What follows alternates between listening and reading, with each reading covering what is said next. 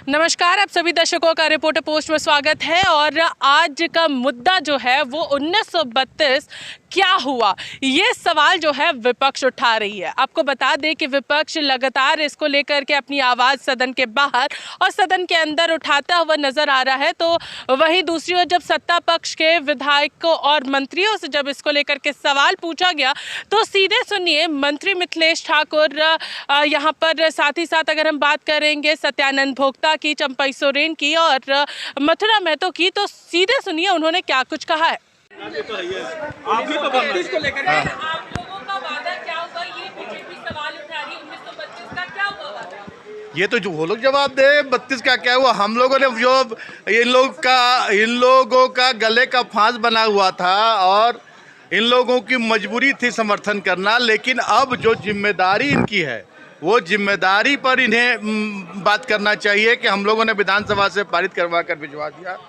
अब ये आगे बढ़कर इसके 9वीं सूची में शामिल करा, केंद्र में इनकी सरकार है और ये अगर सही में झारखंडी हैं, झारखंडी हितों की बात करते हैं, तो इनको 9वीं सूची में शामिल कराने के लिए इनके 12 सांसद हैं, यहाँ इनके 25 विधायक हैं, ये सभी लोग मिलकर, और हम लोगों ने इनसे आग्रह किया था कि एक सर्वदलीय कमेटी चलकर महामहिम राष्ट्रपति महोदया से मिलकर इस पर चर्चा करें। 1932 की बात ही नहीं, सरना धर्म कोड की भी बात हम लोगों ने की, सरना धर्म कोड भी हम लोगों ने पारित करवाया था और अब सारा मामला केंद्र सरकार के पाले में है और इन लोगों की अगर मंशा साफ है तो ये आगे बढ़ें और हम लोग साथ चलकर 1932 भी लागू कराएंगे, और ये नहीं भी चाहेंगे तो 1932 लागू होगा। सीएम सदन में क्यों नहीं बोल रहे? हाँ, सीएम को सदन में बोलने के लिए आप कहेंगे बोलने के लिए? नहीं, आप कहेंगे बोलने। सीएम का सदन में बोलने का शेड्यूल तय होता है।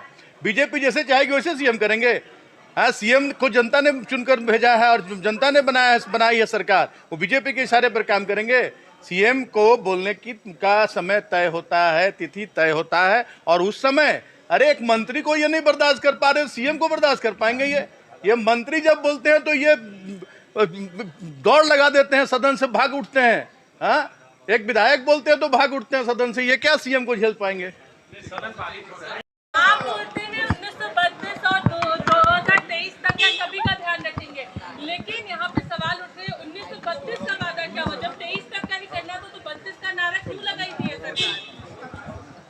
भाजपा वाले लोगों को पूछिए कि गिरिडीह में बैकड्रॉप क्यों लगाया था उन्होंने, और 2018 में नियोजन नीति में क्यों, 2018 के नियोजन नीति में क्यों लाया था 2018 का नियोजन नीति, और फिर 32 में क्यों चले गया, फिर 32 से बैक कैसे हो गया।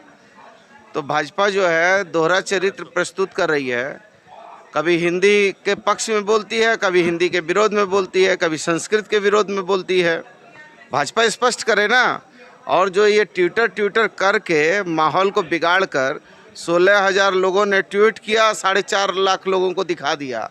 ये तो फर्जी लोग हैं, झूठे लोग हैं। आप भी तो 5 लाख का वादा किए थे। हम तो 5 लाख का वादा किए, तभी तो हम कर रहे हैं, इस पे लगे हैं। लेकिन नहीं, 1 मिनट, अरे भैया, तो आप भाजपा के लोगों को नहीं पूछ रहे हैं कि 8 साल का कार्यकाल हो गया मोदी जी ने? अरे तो भैया हम ही बोल रहे हैं ना, सुनिए तो, बोलने भी नहीं दीजिएगा। 5 साल मोदी जी का कार्यकाल पूरा हो गया, 2 करोड़ लोगों को रोजगार देने का वादा किया, तो 5 साल पूरा करने पर कितना होता? 10 करोड़, और 8 साल में कितना होता? 16 करोड़। 50 लाख लोगों को रोजगार मिला क्या? तो वो भाजपा के लोगों को नहीं पूछ रहे हैं। अरे भाई, हम तो लगे हुए हैं, हमारा कार्यकाल पूरा हुआ है क्या? 4 साल में 300 मात्र आपका आया है, उसको लेकर। अरे भैया, हम तो लगे हैं, लेकिन आप पूछिए ना कि जो ये भाजपा के लोग पीछे दरवाजे से कैसे हमला कर रहे हैं, सदन से लेकर न्यायालय तक में धोखा कर रहे हैं।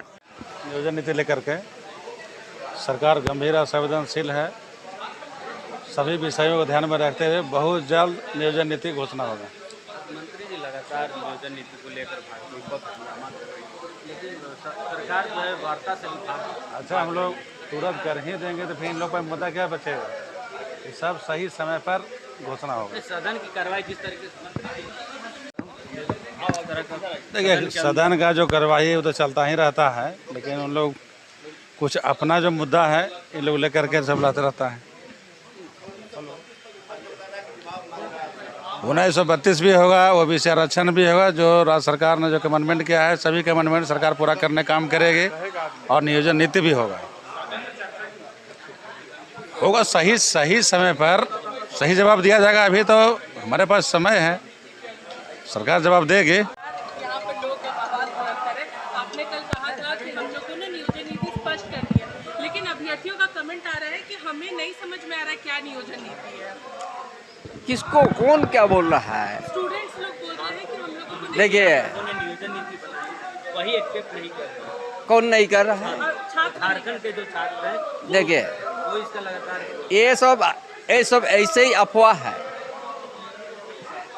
और हम लोग ये हेमंत सोरेन सरकार ने यहाँ का बेरोजगार, यहाँ का विद्यार्थी के हित में हर कदम उठाया और आज भी आगे भी सही कदम उठा के आगे बढ़ेगा। स्टूडेंट विधानसभा का घेराव करेंगे 20 ठीक है, और सब तो अभी हम लोग को पता नहीं है, लेकिन हर समय में सही समय में आप लोग सही बात को रख के आगे बढ़ेंगे।